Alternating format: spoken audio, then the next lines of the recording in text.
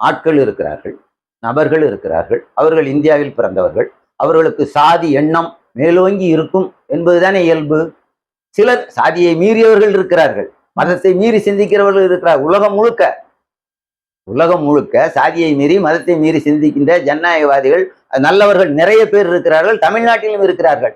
ஆனால் இவர்கள் செய்வதை பார்த்தால் இவர்கள் சாதி சழக்குகள் மனப்பாங்கு கொண்டவர்கள், சாதி சகதிக்குள் சிக்கி இருப்பவர்கள், அல்லது சாதி சமூகத்தை பிளவுபடுத்தி வேறுபடுத்தி ஆதிக்க சாதிகளுக்கு மட்டுமே உதவி செய்ய வேண்டும், ஒடுக்கப்பட்ட சாதிகள் மேலே வரக்கூடாது என்று சிந்திக்கின்ற நல்லவர்களாக யோகியர்களாக இருக்கிறார்கள் என்று தானே சொல்ல வேண்டும்.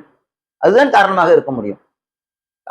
அதாவது உள்ளங்கை நெல்லிக்கனி போல என்று சொல்வார்களே, அப்படி மிக தெளிவாக தெரிகிறது எது சமூக நீதி என்று. முதல்வர் சார்ந்து அந்த சமூகத்திலேயே பாத்தீங்கன்னா குறைவான மக்கள் தான் இருப்பாங்கன்றதையும் சொல்றாங்க. இருக்கிறார்கள், 1 லட்சம் இருப்பார்கள் அதிகமாக. இசைவேளாளர் சமூகம் 1 லட்சம் இருப்பார்கள். அவர்களும் பின்தங்கிய மக்கள் தான்.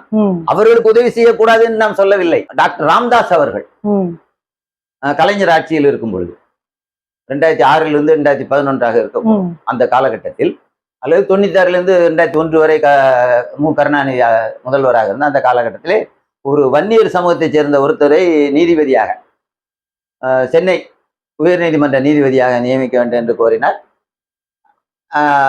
மு கருணாநிதி அவருடைய சாதியைச் சேர்ந்த ஒருவரை நியமித்தார். அப்பொழுது டாக்டர் ராம்தாஸ் மிகவும் கோபப்பட்டு கருணாநிதியை கண்டனம் தெரிவித்தார். அப்ப இங்கே ஒவ்வொரு சாதியை சேர்ந்தவர்களுக்கும் அவங்க சார்ந்த சாதி சிந்தனை தான் இருக்கிறதே ஒழிய ஒரு சமத்துவமான பார்வை.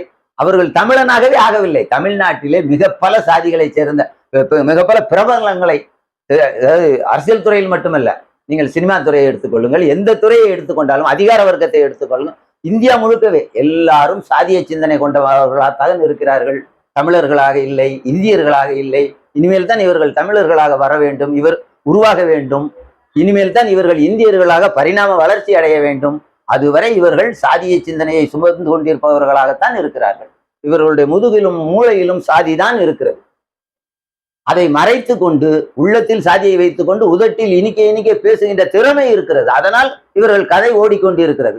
என்றாவது ஒரு நாள் மக்கள் இவர்களை புரிந்து கொண்டார்கள் என்றால் மக்கள் இவர்களை திருத்தி விடுவார்கள் அல்லது விரட்டி விடுவார்கள். திமுக ஆட்சி மட்டுமல்ல, அதிமுக ஆட்சியும் 6 முறை ஆட்சியில இருந்திருக்காங்க. ஆமா, அப்ப அவங்களுடைய பேர்களை கூட ஏன் எடுக்கல?